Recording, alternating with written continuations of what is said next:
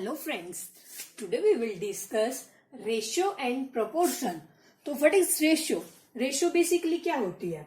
तो ratio हमारी होती है comparison between two quantities. Mainly ratio हमारी क्या होती है? Comparison between two quantities in term of magnitude. मतलब मैग्नीट्यूड मतलब मात्रा, कंपैरिजन मतलब दोनों की तुलना. ठीक है. और बिटवीन मतलब दो के बीच, दो क्वांटिटी मतलब कोई भी दो चीजों के बीच में मात्रा की टर्म में जो हमारी कंपैरिजन होती है, जो उनमें तुलना होती है, उसको हम रेशो बोलते हैं. ठीक है. फॉर एग्जाम्पल जैसे Mohit has 5 pen and Amit has 3 pens. ठीक है. जैसे हमारे पास दिया है कि मोहित के पास तो 5 पेन है, अमित के पास 3 पेन है. तो इट मीन्स इन दोनों की रेशियो, पेन की, मोहित और अमित के बीच की रेशियो, मोहित और अमित की पेन के बीच की रेशियो होगी हमारी 5 और 3. ठीक है. इसके पास 5 पेन है, इसके पास. तो यहाँ पे मात्रा मतलब क्वांटिटी क्या होगी? 5 और 3. इन टर्म्स क्वांटिटी हमारी यहाँ पे क्या है? पेन. ठीक है. कंपैरिजन दोनों में है कि इसके पास 5 पेन है, इसके पास 3 पेन है. तो हमारी रेशियो हो जाएगी 5:3. यहाँ हम इसको ऐसे डिनोट करते हैं, कई बार हम इसे ऐसे भी लिख देते हैं. ठीक है. वरना रेशियो का सिंबल है ये, इसको हम ऐसे ही डिनोट करते हैं, ये वाला 2 बिंदु. ठीक है. तो हमारी रेशियो क्या हो गई? मतलब ratio of any quantities represented as a by b और ए और रेशियो बी. ठीक है. इसको हम या फिर ऐसे डिनोट करते हैं या फिर हम ऐसे डिनोट करते हैं. ये हो गया हमारे रेशियो को एक्सप्रेस करने का तरीका. और जो हमारा ये होता है न्यूमरेटर ऊपर वाला, इसको बोलते हैं हम डिनोमिनेटर. जो हमारा न्यूमरेटर होता है उसको हम एंटी डिसेंट के नाम से भी जानते हैं रेशियो में. ANTIANTECENDE. ये कुछ इंपॉर्टेंट नहीं है, वैसे बता रही हूं. एंटी डिसेंट और डिनोमिनेटर को जानते हैं हम कॉन्सिक्वेंट, CONSEQUENT. ठीक है. और हमारी रेशियो मतलब तब कोई भी रेशियो नहीं होगी, मीनिंगलेस होगी वो, अगर कोई भी दो क्वांटिटीज का कर रहे हैं, अगर दोनों क्वांटिटीज सेम नहीं है. रेशियो हमारी तभी मीनिंगफुल होगी तब जो हमारी ये क्वांटिटी है, मेन है, ये सेम हो. जैसे हम 5 लड़कियां हैं और 7 खिलौने हैं, दोनों का कंपैरिजन नहीं कर सकते क्योंकि लड़कियों का खिलौनों के साथ ऐसा कोई कंपैरिजन नहीं है. दोनों क्वांटिटी सेम होनी चाहिए तभी हम उसका कंपैरिजन करेंगे, तभी हम रेशियो डिफाइन कर सकते हैं. ऐसे ही जैसे 15 किलोमीटर 15 किलोमीटर है और 7 काऊ है. ठीक है. इनका हम कोई कंपैरिजन नहीं कर सकते. किलोमीटर का काऊ के साथ तो कोई है ही नहीं क्योंकि क्वांटिटी तो दोनों है इसमें, बट दोनों का कंपैरिजन नहीं है, दोनों डिफरेंट क्वांटिटीज है. तो हमारा रेशियो तभी मीनिंगफुल है जब दोनों क्वांटिटी सेम हो, अदरवाइज उनका कोई वो मीनिंगलेस है. तो अगर हमारे दोनों सेम है तभी हम इसको फाइंड कर सकते हैं. ठीक है. मतलब दोनों की यूनिट्स वगैरह सेम इस टाइप से होनी चाहिए, उनकी क्वांटिटी सेम होनी चाहिए, सेम टाइप की वो चीज होनी चाहिए, तभी हम रेशियो डिफाइन कर सकते हैं. ठीक है. फिर आती हैं हमारी प्रॉपर्टीज ऑफ रेशियो. हमारी रेशियो की प्रॉपर्टी क्या है? फर्स्ट प्रॉपर्टी होती है हमारी, जो नेचर होता है, nature of ratio does not change when multiply with same quantity.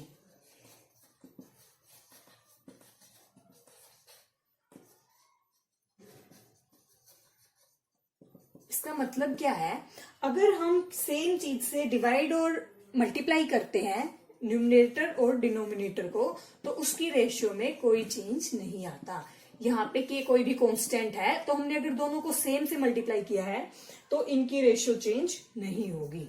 Like LA LB ये सेम मल्टीप्लाई होगा, अगर सेम क्वांटिटी से मल्टीप्लाई करेंगे तो उनकी रेशियो चेंज नहीं होगी। फॉर एग्जाम्पल 3/4, 6/8, 9/12 एक्स्ट्रा, इनकी भी रेशियो सेम है, इसकी भी रेशियो सेम है, इसकी भी रेशियो सेम। हमने क्या किया, 3/4 एग्जाम्पल लिया, दोनों को 2 से मल्टीप्लाई कर दिया, 3/4 इंटू 2 ठीक है, तो ये 6/8 तो ये हो गया, तो इसकी भी रेशियो सेम रहेगी। ऐसे ही अगर इसको हमने 3 से मल्टीप्लाई किया, 3/4 इंटू 3/3, 9/12 तो ये सेम है। हम किसी से मल्टीप्लाई कर ले अगर सेम क्वांटिटी से, तो वो हमारे रेशियो पर कोई भी इफेक्ट नहीं होता, हमारी रेशियो सेम रहती है। ऐसे ही हमारी फिर सेकेंड प्रॉपर्टी है, nature doesn't change when divide by same quantity.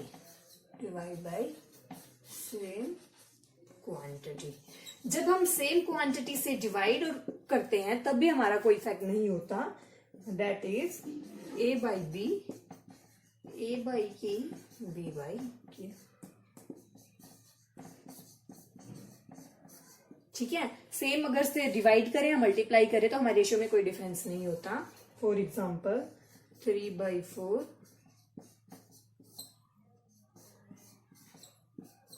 3/3 हम सेम से कर रहे हैं तो इसकी हमारे रेशियो में कोई इफेक्ट नहीं होगा। ठीक है, ऐसे ही होता है अगर किसी इंटीजर से मल्टीप्लाई कर दें, ratio of two fractions can be मतलब जैसे 3/4 5/4 है, ठीक है, तो हम इसे कैसे डिनोट कर सकते हैं, 3/4 इंटू 4/5, ये हमारा हो जाएगा 3/5। इसका मतलब क्या है, इसका मतलब हमारा ये है, जो रेशियो ऑफ फ्रैक्शंस होती है, रेशियो ऑफ फ्रैक्शन को हम रेशियो ऑफ इंटीजर्स के रूप में एक्सप्रेस कर सकते हैं, can be converted into ratio of integers. मतलब that is A/B divide C/D है, जैसे हमें ये दिया हुआ है। ठीक है, अगर हमें ये दिया हुआ है तो हम इसको लिख सकते हैं A/B इंटू D/C। ठीक है, तो ये हमारा इंटीजर हो गया, लाइक AD/BC। तो हम जो भी फ्रैक्शन वाली रेशियो होती है उसको हम इंटीजर्स के रूप में चेंज कर सकते हैं। फिर हमारी मेन चीज है फर्स्ट, ये हमारे मेनली क्वेश्चंस को सोल्व करने में यूज करते हैं हम। फर्स्ट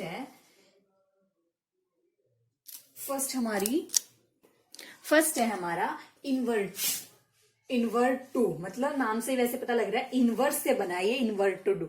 इसका मतलब क्या होता है, अगर हमारा A/B इक्वल टू C/D है तो उसको हम चेंज कर सकते हैं B/A D/C, ये इक्वल है तो हमारा ये भी इक्वल होगा। सेकंड है हमारा अल्टरनेटिव, ALTER। इसका मतलब है अगर A/B C/D दिया है तब हम कर सकते हैं A/C B/D। हम क्वेश्चंस को देखेंगे अगर हमारा किस टाइप से क्वेश्चन इजिली सोल्व हो रहा है, उसके लिए हमें ये यूज करते हैं हम। थर्ड है हमारा कंपेंडो, ये सबसे ज्यादा यूज होता है। इसका मतलब हमारा है A/B इक्वल टू C/D को हम A+B/B C+D/D। ठीक है, जैसे कभी कभी एग्जांपल आ जाता है sin theta upon cos theta equal to cos theta upon sine, जैसे इस टाइप का कुछ भी आ गया, इजिली वैसे सोल्व नहीं हो रहा होता है तो हम इसको ऊपर ऐड करेंगे ना दोनों में, साइन प्लस कोस, ये ऐसे ही कोस प्लस साइन, ये ऐसे ही। ठीक है, तो फिर सोल्व कर, जैसे ये डिवाइड में आ गया तो ये कैंसिल आउट हो गया, 1 हो जाएगा, 1 upon cos theta equal to 1 upon sine theta, sine यहाँ पे जैसे tan थीटा इक्वल टू 1। इस तरह यूज करने के लिए हम ऐसी प्रॉपर्टीज का यूज करते हैं। ठीक है, फोर्थ है हमारी डिवेंडो। डिवेंडो मतलब डिवाइड, माइनस से डिवाइड करें हम, डिफरेंस से बना है ये, like a minus B upon B, C minus D upon B. Componendo में क्या किया था, अगर नीचे वाली को प्लस करके लिख दे तो भी सेम रहती है, डिवेंडो में मतलब ये मेन आता है ये फिफ्थ, कंपेंडो एंड डिवेंडो दोनों का combination, like a by B ये है, तो हम कर सकते हैं a plus B, A minus B, C plus D, C minus D. ये सबसे इंपॉर्टेंट प्रॉपर्टी होती है, ये तो पता ही होनी चाहिए। मतलब अगर हम नीचे वाली को ऐड कर दें या माइनस कर दें, दोनों साइड सेम, तो भी ये इक्वल रहते हैं। ठीक है, जैसे अब हम करेंगे एग्जाम्पल, फिर ये है हमारे कुछ कंसेप्ट क्वेश्चन निकालने के। जैसे हमें दिया है 2 numbers are in ratio A B ratio में दिए हुए हैं नंबर्स, और सम ऑफ दीज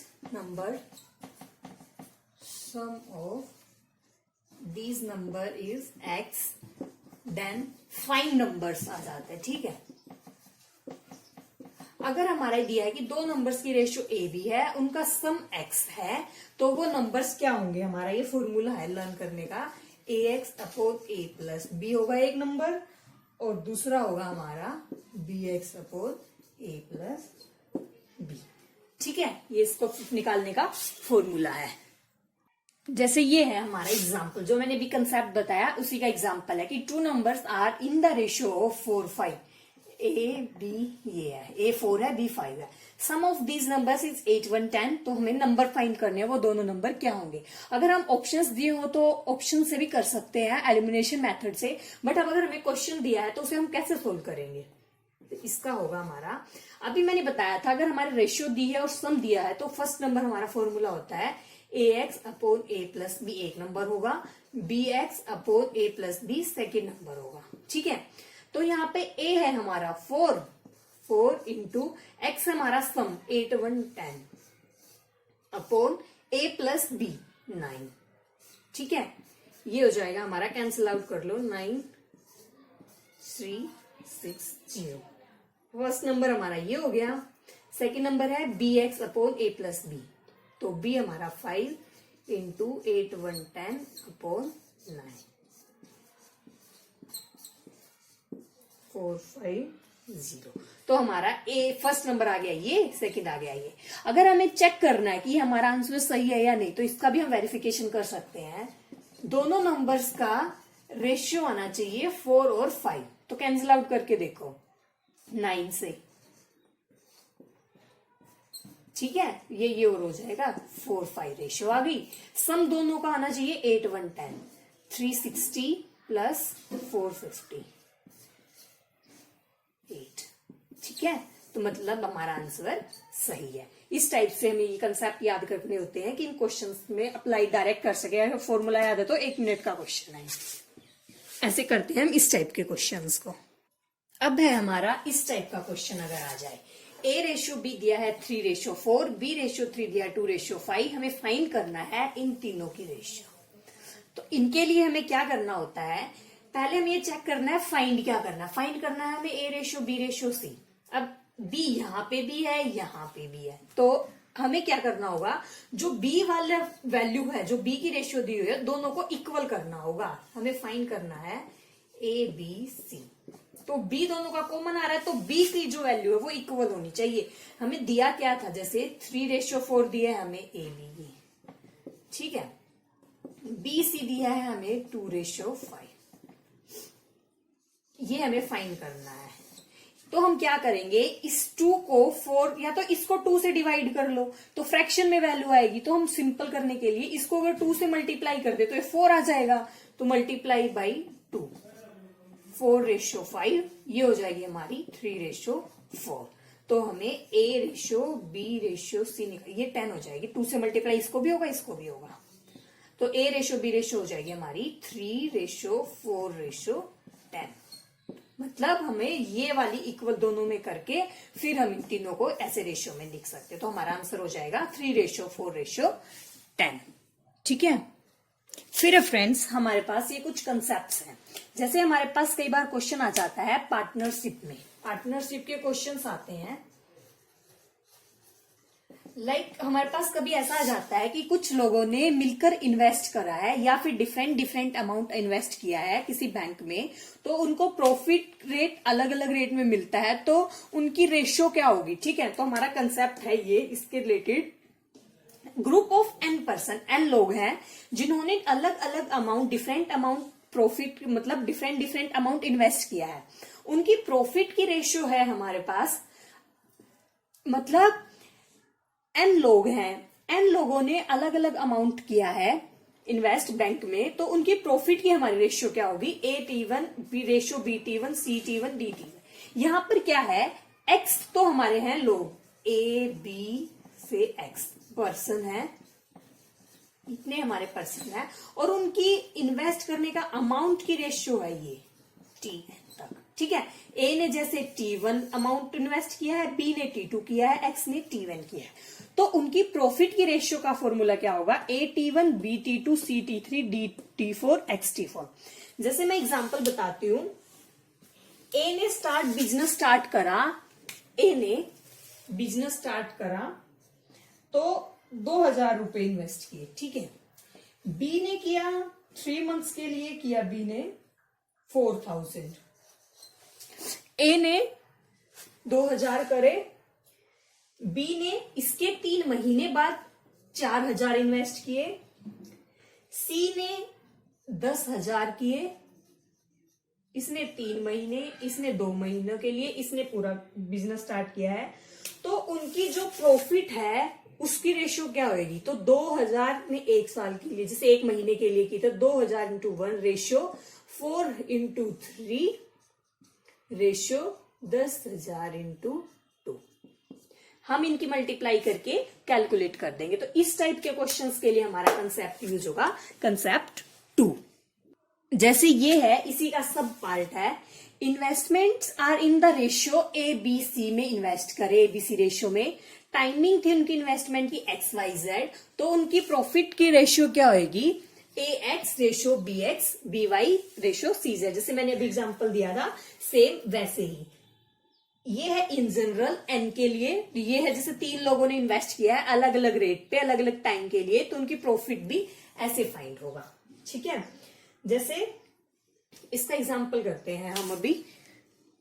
जैसे हमारे पास ये एग्जांपल है, ABC ने इन्वेस्ट करे कैपिटल में, रेशियो थी उनकी 2:3 रेशियो थी, टाइमिंग क्या था इन्वेस्टमेंट का 4:5:6, तो उन सबको प्रॉफिट किस रेशियो में मिलेगा। ठीक है, इसके लिए मैंने अभी भी बताया था आपको, अगर किस रेशियो में इन्वेस्ट किया है, मनी किस रेशियो में इन्वेस्ट करी है, कितने टाइम के लिए किया है, अगर ऐसा दिया है तो उसका फॉर्मूला हमारा होता है, जैसे ABC रेशियो में इन्होंने मनी इन्वेस्ट किया है, टाइमिंग था हमारा XYZ, तो इसके प्रॉफिट की रेशियो होती है हमारी AX BY CZ। ठीक है, यहाँ पे ABC हमारे 2 3 5, XYZ है 4 5 6 वाले। ठीक है, तो इनकी मल्टीप्लाई कर दो, A की X के साथ 2 4 जा 8 रेशियो, 3 की 5 के साथ 15, 5 की 6 30। हम इसे यहीं पे भी लेफ्ट कर सकते हैं, अगर कैंसिल आउट हो रही होती है तो कोई हम कैंसिल कर देंगे, इसमें ऐसा कुछ है नहीं। तो इसकी प्रॉफिट का रेशियो किस रेशियो में इन तीनों को प्रॉफिट डिस्ट्रीब्यूट होगा, 8:15:13। तो ये हमारा आंसर हो जाएगा। ठीक है, फिर ये है हमारा, अगर हमें इन्वेस्टमेंट रेशियो दी है ABC रेशियो में, प्रॉफिट दे दिया, उसमें था हमें टाइम और इन्वेस्टमेंट रेशियो दी हुई थी, हमें निकालना था प्रॉफिट रेशियो। अभी हमने यहाँ पे दे दिया प्रॉफिट दे दिया इन्वेस्टमेंट, तो टाइम किस टाइम पे के लिए किसने कितना इन्वेस्ट करा उसको हम फाइंड करेंगे, P/A ratio Q/B R ratio 3। जैसे एग्जांपल है, ABC ने कैपिटल में इन्वेस्ट किया 5:6:8 में। ठीक है, at the end of business उन्हें प्रॉफिट मिला, प्रॉफिट है हमारा 5:3:12। तो हमें फाइंड करना है कि A ने कितने महीने डिस्ट्रीब्यूट किया, B ने कितने, C ने कितने महीने। तो उसका कंट्रीब्यूटेड निकालने के लिए उसका हमारा फॉर्मूला होता है P/A ratio Q/B ratio R/C। Profit ratio हमारे ये, तो मतलब ये P है, ये Q है, ये R है। ABC किस रेशियो में इन्वेस्ट किया था, ABC ये है। हमारा ये आ गया, जैसे टाइम और इसकी रेशियो आ गई 5/5 लिख दिया। अब कैंसिल आउट करो, जितना सिंपल कर सकते हैं उतना सिंपल करो। 1/2, 4 से कैंसिल आउट कर लो, ठीक है। अब हमें इसको बिल्कुल इंटीजर सिंपल फॉर्म में लिखना है, तो ये हमारी हो जाएगी रेशियो 2:1:3। इस रेशियो में मतलब इन्वेस्ट किया इन्होंने। ए ने किया 2 महीने के लिए इन्वेस्ट, बी ने किया 1 के लिए, सी ने किया 3, मतलब इतने रेशियो आएगी इनकी। 2 महीने भी हो सकते हैं, 2 के मल्टीप्लाई सेम फैक्टर में होगा, और तो ये इनकी आ जाएगी हमारी टाइम की रेशियो की, कितने कितने टाइम में इन्होंने इन्वेस्ट किया उसकी रेशियो है। तो ये थे फ्रेंड्स रेशियो और प्रोपोर्शन के क्वेश्चंस। अब हम आगे देखेंगे परसेंटेज, प्रॉफिट लॉस, ये सब हम नेक्स्ट वीडियोस में करेंगे। अगर आपको वीडियो अच्छी लगी हो तो लाइक करना, कोई भी डाउट हो तो कमेंट बॉक्स में आप लिख सकते हो। Thank you friends, thank you so much. Channel को सब्सक्राइब करना मत भूलना।